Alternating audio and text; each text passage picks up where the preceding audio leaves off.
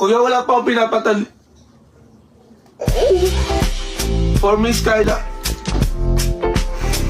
Oh my God! Oh my God, kuya, nakakakilig ka na. Uy, kuya, kilala kita. Ikaw yung angkas driver na ganit sa akin nung nakaraan. Tapos pabalik-balik ka dito, inaabangan mo ako lumabas. Uy, kuya, baka may asawa ka, o kaya may anak ka. Dahil pinaggatas lang ng anak mo to. Gagong po. Hoy, kaya ako balik ng dito kasi hindi ka nagbayad o nag-angkas ka sa akin. Tsaka ang OA mo, 2,000 yan oh. Galing kay John D. Flores. Oh, akin na. Magkano? 2,000? Kuya, balik ko na lang. Hindi pala ako kinikilig dito. Okay lang ako. Ay, ma'am, wala naman gano'n. Ma'am, may nabunan ko yung 2,000 eh. Scammer ka, ma'am, no? Siguro scammer. Wait lang, papost kita sa FB. Kala mo, ha? Ayan, scammer yan. Ganun.